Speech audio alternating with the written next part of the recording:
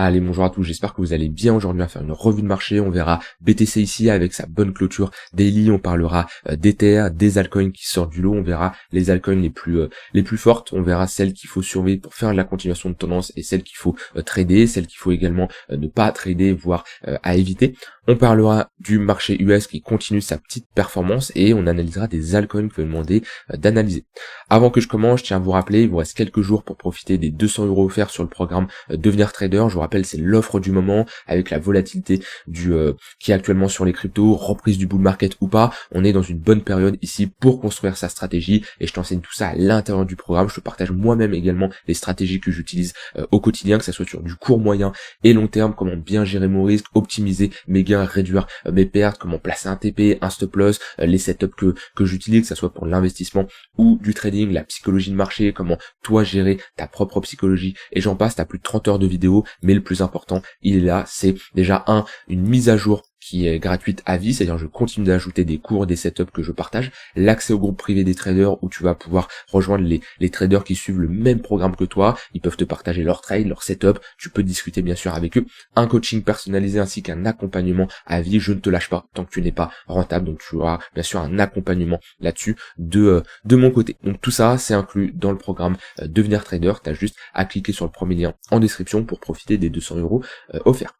Je commence ici avec le BTC. Pourquoi? Parce qu'on a fait une très bonne clôture daily, d'accord, avec une réintégration des 107 000 $. On a vraiment ici pas d'hésitation. C'est pas comme si on avait clôturé à 107 600, on aurait pu se dire oui, est-ce qu'on est sur une vraie réintégration? Ici, il y a eu un très bon push, une très bonne montée, ce qui nous fait donner une invalidation qui est très claire. On ne veut pas repasser en dessous des 105 200 $. C'est-à-dire que cette bougie impulsive ici, qui nous a break le niveau des 107 500 $, on ne veut pas repasser en dessous. Déjà, si on clôture sous les 50% de retracement, c'est-à-dire qu'on prend l'impulsion de cette bougie, on prend le sommet, et si on regarde, si on commence à s'installer sous les 50%, ça nous indiquerait quand même qu'on a un affaiblissement du momentum, et en daily, ce qu'il faut vraiment regarder, c'est la clôture. Si on ne clôture pas en dessous des 105 000 $, cette bougie impulsive, globalement, on peut rester ici dans un flux qui est haussier pour aller faire un nouvel ATH. Si par contre on commence, d'ailleurs je peux changer cette zone-là en vert,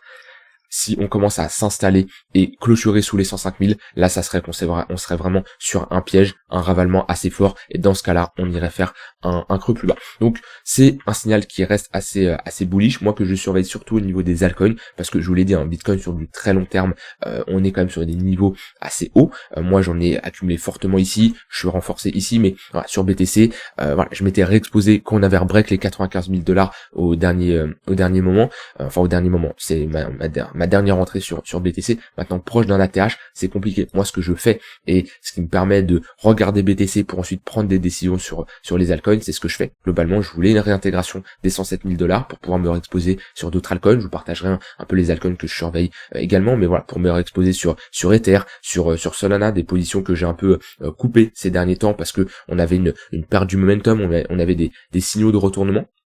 Donc tout ça, le fait de réintégrer ce niveau des 107 000 $, et ben j'ai pu re-rentrer en position. Maintenant, je suis flexible, je peux me tromper, je peux prendre des pertes, c'est tout à fait possible, et c'est pour ça que j'ai une zone d'invalidation. Et si vous entrez sans avoir de zone d'invalidation, c'est une grosse erreur, et ma zone d'invalidation actuellement, qui me donnerait un signal quand même négatif, et je préférerais sortir, c'est si on repasse ici en dessous des 105 000 $, qu'on est tout simplement... Alors déjà, la réintégration des 107 000 $, oui, ça serait pas beau, mais surtout si on a ici une clôture daily en dessous cette impulsion, vous voyez, c'est comme quand on a ce genre de break, ce type de break là, on ne veut pas repasser en dessous, vous voyez ce genre de break. Alors on peut mécher, ce qu'il faut c'est regarder les clôtures. Par contre si on commence à clôturer en dessous, là c'est pas terrible, vous voyez, qu'on a comme ça des bougies impulsives, qu'on a des ravalements baissiers, en général c'est des signaux que je n'aime pas voir moi de mon côté. Un ravalement c'est quoi? C'est tout simplement une bougie qui va ravaler la précédente bougie. Donc là par exemple on va avoir un ravalement haussier sur cette bougie là. Ici en général je préfère inclure la mèche, c'est beaucoup plus intéressant. Si je prends des ravalements haussiers intéressants, voilà, là hop, ici, alors on n'a pas clôturé au-dessus de la mèche, c'est dommage, on n'en a pas spécialement un. Ouais, ça c'est un ravalement baissier. On prend les dernières bougies, on voit cette bougie rouge, en plus elle vient prendre la liquidité au-dessus, ça c'est un ravalement qui est baissier. Donc en général, les ravalements, qu'ils soient haussiers ou baissiers, ça reste des des signaux acheteurs vendeurs, en général vaut mieux être méfiant quand on a ce type de ravalement, parce que ça nous témoigne tout simplement d'une réaction acheteuse ou d'une réaction vendeuse. Pour le moment, on a un momentum qui est haussier, on est repassé au-dessus des moyennes mobiles, on le voit bien, on est actuellement dans le tunnel 15 minutes qui fait office de support. Tant que les moyennes mobiles sont orientées à la hausse, il n'y a pas de signal de retournement. Moi, ce que je surveille, comme je l'ai dit, pour prendre mes décisions ici sur du swing trading et également sur une partie de mes positions sur du long terme, c'est je ne veux pas voir une réintégration en dessous des 105 000 $. Donc là-dessus, BTC, comme je l'ai dit, c'est pas mal. Si je mets ici des moyennes mobiles, on a des moyennes mobiles qui sont orientées à la hausse. Idéalement, on veut maintenir le niveau des 108 000 $, confluence entre point pivot weekly et tunnel 15 minutes. On est actuellement dans une bonne zone d'ailleurs pour chercher des longues à l'intérieur de ce niveau-là, pour viser ici de la continuation de tendance. Et ouais, c'est cool ce qui nous fait le BTC, parce que si je regarde d'un point de vue sentiment de marché, les spreads, c'est quoi? C'est la différence entre le prix du contrat perpétuel avec le prix du contrat spot. On prend BTC USDT.P et on soustrait par BTC USDT. Ça nous permet de voir l'écart qu'il y a entre le prix du contrat perpétuel. Là, on utilise les effets de levier avec le prix du contrat spot. Et en général, quand on a un gros FOMO sur les marchés, comme ici, eh ben, on va avoir un spread positif, c'est-à-dire un prix du contrat perpétuel supérieur au prix du contrat spot. Chose qui n'est pas le cas actuellement, alors qu'on est proche de faire un nouvel ATH. Quand je regarde ici les fundings, on a eu des fundings négatifs pendant la montée, donc là c'est incroyable, ça nous montre qu'il n'y a pas spécialement de FOMO, il n'y a pas un grand engouement comme on peut le connaître, comme on a pu le connaître par exemple en novembre 2024, décembre 2025 et même en mars, où là on avait des fundings fortement positifs. Donc on voit que pour le moment, cet ATH qu'on a réalisé là à 111 000 $, la hausse qu'on a en cours, eh ben elle se fait un peu dans le silence, et j'ai envie de dire que c'est plutôt pas mal. C'est ce qu'on veut en général. On veut pas faire un ATH avec un gros FOMO, avec tout le monde en parle, et c'est beaucoup mieux de cette manière-là. Donc maintenant, bien sûr, faut qu'il y ait une confirmation d'un point de vue technique. Pour moi, la confirmation technique, là on l'a actuellement, mais comme je dis, moi je regarde surtout BTC pour prendre mes décisions sur les altcoins, parce que BTC, d'un point de vue exposition, j'ai une bonne exposition sur le BTC, et oui, est-ce que c'est le bon moment de rentrer à 110 000 $ pour du long terme sur le BTC? Non, c'est pas une entrée professionnelle, on attend toujours des retracements, 25, 30%, idéalement 20%, ça commence à être intéressant, et voilà, après on prend ses profits bien sûr sur la montée, mais comme je dis, BTC, moi c'est mon point de repère pour me positionner sur les altcoins. Donc ouais, optimiste sur BTC. Là-dessus, rien à ajouter. Tant qu'on se maintient au-dessus des 107 000 $, c'est ma polarité, hein, j'en ai beaucoup parlé. Quand on l'a réintégré ici, je suis légèrement sorti, moi, sur les altcoins. Je vous avais dit, Ethereum, Solana et Hyperliquid, vu que j'en avais fortement accumulé pendant cette phase, donc j'en ai bien profité. On a fait des x3 sur Hyperliquid, plus 50% Solana, plus 70% Ether. Donc, j'ai légèrement allégé, hein, j'ai pas tout vendu, bien entendu. Et là, le fait de réintégrer le cash que j'ai pu récupérer, j'ai pu en réaccumuler légèrement au moment de la réintégration, parce que j'estime que c'est un signal qui est positif. Demain, attention, en fonction des annonces qu'on va voir également, ça aura un gros impact sur le marché en fonction des résultats.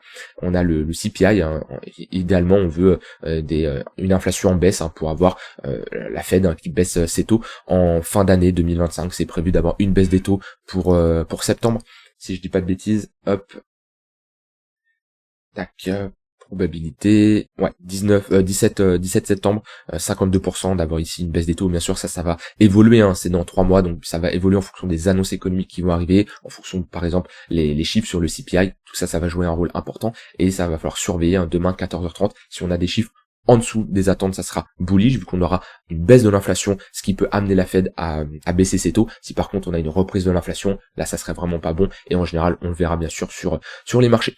Donc ouais, bullish sur le BTC, mais comme dit, je regarde beaucoup plus les altcoins. Moi, au niveau des altcoins, ce que je surveille actuellement, bon, ma poche, on va dire long terme, qui représente la plus grosse partie de mon capital, qui va être sur du 80%, bon déjà sur BTC, Ethereum, j'ai ici à peu près 55% de mon capital qui est sur les deux. Ensuite j'ai Sol et Hyperliquid, d'accord? Alors Hyperliquid qui est même au-dessus de Solana, pour information. Donc ça va représenter la plus grosse partie de mon exposition. Je dévoile un peu mon portefeuille crypto. BTC, Ether, Sol, Hype, c'est voilà, le seul où j'ai de fortes convictions sur du long terme. J'ai un peu réduit mon exposition en Sol parce que on a un peu des signaux d'affaiblissement. Et après j'ai du Chainlink, j'ai du Tao bien entendu, j'ai du RSR. Très bon projet. J'ai du Atom et du Dot. Bon, j'ai fortement réduit mon exposition sur ces deux-là parce que il se passe rien d'incroyable. J'ai du Axelar, qui se réveille aujourd'hui. On a fait une bonne performance.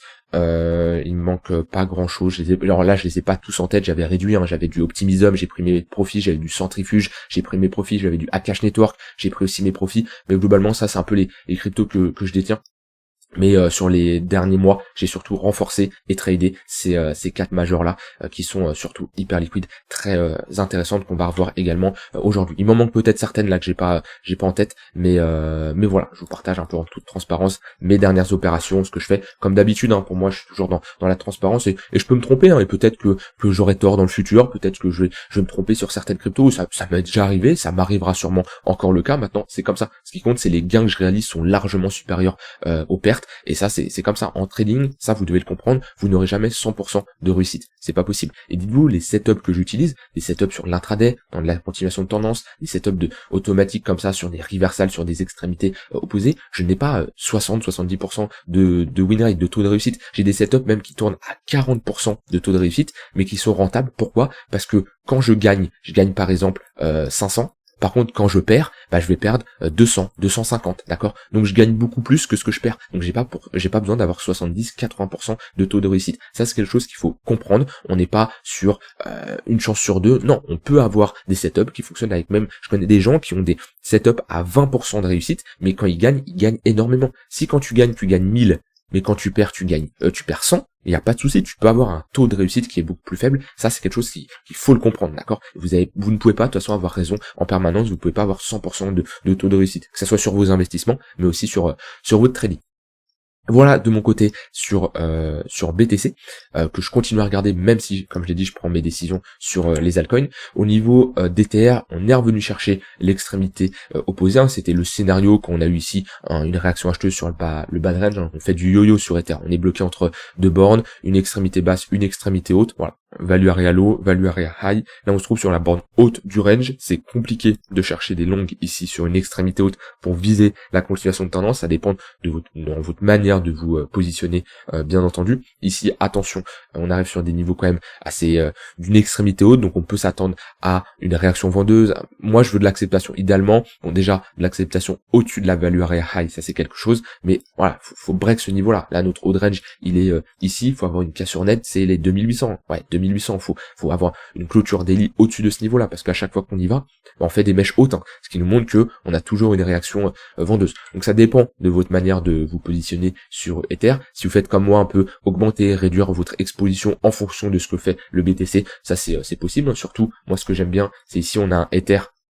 qui surperforme le BTC depuis qu'on a posé un bottom le 22 avril. On le voit bien, il n'y a pas trop d'alcool qui surperforme le BTC à part la paire ETH là, à part hyper liquide. Après quand on regarde toutes les altcoins, on est plutôt baissier. Donc moi j'aime bien ce que nous fait Ether dans cette phase de latéralisation. Pour moi, plus de chances d'en sortir par le haut, ça je l'ai dit et je continue à le dire. Et surtout suite à cette réintégration, l'objectif c'est d'aller chercher les $4000. Donc ça va prendre du temps, on travaille doucement la position. Le tunnel 4 heures fait office de support. Faut pas perdre les 2400. Si on perd les 2400, on aura des chances d'aller aux 2200. Après, ça doit tenir. Sinon, ça sera vraiment bearish. Maintenant, si Ether prend un moins 30%, c'est que BTC aura posé un top et on ne sera pas sur une direction de l'ATH comme actuellement c'est le premier scénario que j'ai en tête. Maintenant, voilà, c'est le scénario le plus probable. Maintenant, c'est pas du sûr à 100%. C'est pour ça qu'on a un curseur d'exposition, on a une balance cash crypto qui doit être bien sûr maîtrisée en fonction de nos convictions, et même dans un marché qui est bull, dans un marché qui se reprend bien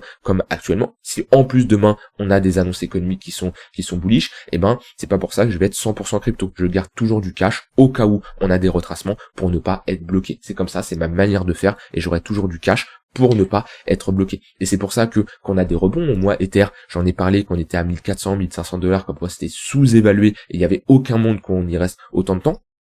On fait en plus 70%, c'est normal que je réduis mon exposition, que le cash que j'ai généré, je le récupère. Si on a un retracement comme ça, j'ai la possibilité de re-rentrer à nouveau. Mais oui, on était à 1400, $1500, franchement, moi c'est l'ancien ATH, ça m'a fait halluciner de me dire, on est à l'ancien ATH, pas de 2021, mais de 2018 là, et on est au même niveau, sauf que la valeur, le fondat a largement évolué en 7 ans. Donc c'est pour moi c'était une anomalie de prix. Voilà, des fois il y a des anomalies.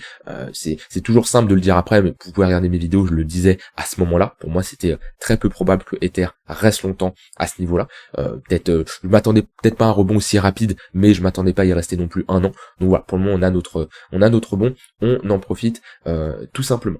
Et actuellement Ether c'est ma plus grosse ligne. Depuis un moment j'ai toujours une plus forte exposition en Ether que BTC. C'est vrai que malheureusement c'est peut-être pas un bon choix, voilà, faut le dire, c'est que ça a été un bon choix 2020-2021 où Ether a largement surperformé le BTC, bien sûr, mais là sur cette période 2022, 2023, 2024, on voit que BTC a surperformé Ether. Voilà, il y a des choix, comme je dis, des fois on fait des bons choix, des fois j'aurais pu avoir une meilleure exposition en BTC, j'aurais pu être full BTC et zéro altcoin, c'est toujours plus simple de dire ça après. Maintenant pour moi je réalise un très bon bull market depuis le bottom de 2023 et voilà, ça fait que continuer. Au niveau des altcoins, donc comme je le disais, les altcoins, on a des altcoins qui surperforment le BTC. C'est un peu les mêmes altcoins qui l'ont surperformé ces derniers temps. C'est pour ça que je vous dis, vous prenez les altcoins les plus fortes, et ces altcoins fortes ont plus de chances de continuer à être fortes. Et on regarde, on a Hyperliquid qui continue à être forte contre le BTC, on a AVE qui continue à être très fort, on a Ethereum qui continue. Voilà, si je prends ici les altcoins qui sortent du lot, voilà, c'est toujours les mêmes. AVE qui est pas mal. Voilà, c'est WIF également. J'ai vu WIF a sorti du lot. Je sais plus où je l'ai. Voilà, WIF, on est également plutôt pas mal sur la semaine. Voilà, on prend toujours ce schéma. C'est le schéma que j'essaye de vous implémenter, de vous en parler assez souvent. Mais c'est tout simplement de prendre des cryptos qui sortent du lot, c'est-à-dire des cryptos qui ont un fort momentum, qui surperforment le BTC. Et ça, on peut le voir. On met AVE, BTC. Et là, on a l'évolution. Alors, je vais faire ça sera visible, parce que là, il n'y a pas assez de liquidité. Voilà, là, on a tout simplement l'évolution de la charte AVE face au BTC. Alors, ça dépend comment vous positionnez, c'est sûr, sur du long terme, oui, on est potentiellement en train de poser un bottom, mais on n'est pas dans une grosse tendance haussière. Par contre, si je me mets ici sur du daily, qu'est-ce qu'on remarque? Eh ben, on a une charte qui est haussière. C'est-à-dire que depuis avril, AVE surperforme le BTC. C'est un fait. Et ça, le fait de fonctionner de cette manière, c'est-à-dire d'avoir des outils comme ça qui nous permettent d'avoir une représentation globale des altcoins face au BTC. Alors ça, c'est un outil que j'ai codé. Faut que je le mette sur TradingView qui soit accessible. Je l'avais mis, il a été ban parce que TradingView ils sont un peu pointilleux quand on publie un script, c'est compliqué. Faut que je le remette, d'accord? Donc ça vous permettra d'avoir un dashboard comme ça assez complet sur les altcoins que vous voulez mettre. C'est globalement, hop. On met l'altcoin qu'on veut, on peut en mettre plusieurs également, là j'en mets qu'un, Ether. On met ici contre qui on veut évaluer la performance, j'ai mis BTC mais vous pouvez en mettre d'autres. Ensuite ça nous donne comme ça un tableau, parce que je suis sur un multi-asset. Et ensuite cet outil-là, ça vous pouvez l'ajouter, c'est pas moi qui l'ai codé, c'est, je le retrouve ici, Spaghetti by Rainbow Live de Silvio Berlusconi. Vous l'ajoutez, vous le configurez en mettant les altcoins que vous voulez, mettez toute Binance parce qu'il peut y avoir des anomalies si vous mettez d'autres exchanges, voilà, par des fois quand c'est pas listé, mais mettez toute Binance. Là, j'ai ma représentation en daily, weekly, monthly. J'ai mis ici les plus grosses cryptos, ensuite la plus seconde vague avec également des grosses cryptos. Comme ça, j'ai une représentation globale. Et le fait d'avoir ces outils-là, ça me permet de gagner du temps et prendre des décisions ensuite sur les altcoins que je veux trader. Et quand j'ai un flux qui est haussier, moi, ce que je veux trader, c'est les altcoins les plus fortes, d'accord? C'est AVE, c'est Hyperliquid. Hyperliquid, c'est pareil. Même si j'ai allégé, comme je l'ai dit, c'était dans ma stratégie de réduire mon exposition sur Hyperliquid parce que j'ai un prix moyen d'achat à 13$. Et j'ai pris mes profits à ce niveau-là légèrement, j'ai coupé 25% de mon exposition.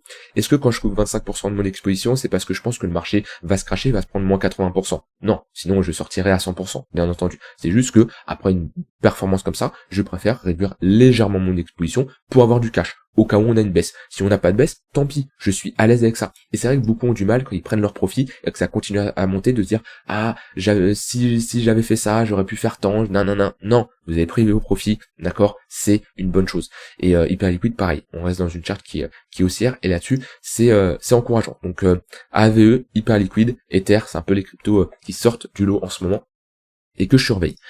Le marché US, alors S&P, Nasdaq, pour moi, rien à dire. On reste dans un flux qui est haussier, un peu de perte de momentum quand même. On le voit avec des moyennes mobiles qui vont être beaucoup moins fortes, mais qui restent haussières. Donc là-dessus, on monte tranquillement, mais sûrement.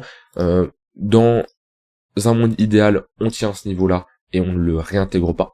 c'est un niveau assez important. On n'aimerait pas passer en dessous de ce niveau parce que on était bloqué ici dans un range, on la break par le haut, on la flip en support, on a un 15 minutes qui fait office de support à une heure qui va être là en train de soutenir le prix. Donc pour moi, tant qu'on se maintient au-dessus de cette polarité, au-dessus de cette plus grosse polarité, la prochaine target c'est les 6200 proches de la TH. Donc S&P c'est pas mal, Nasdaq c'est également pas mal, dans une tendance haussière, pareil, avec ici des creux, des sommets de plus en plus haut, voilà, le 1 heure qui fait office de support. Donc on est plutôt dans une bonne configuration actuellement, on n'a pas d'inversion de dynamique, et comme je dis, on veut avoir un marché US qui soit en faveur, enfin qui soit bullish. Pourquoi? Parce que les altcoins, les cryptos, le BTC est en corrélation avec le marché US, c'est un fait. On le voit bien par exemple aujourd'hui, au moment de l'ouverture du marché US, 15h30, voilà, pas mal de volatilité, réveil, voilà, c'est souvent pendant ces phases-là où il y a le plus de volatilité, pendant la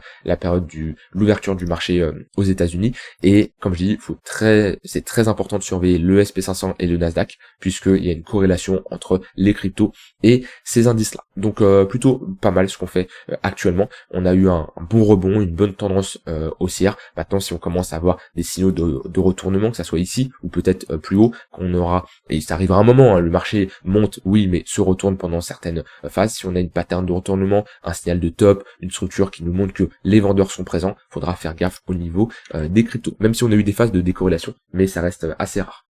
Alors, vous m'avez demandé d'analyser certaines cryptos.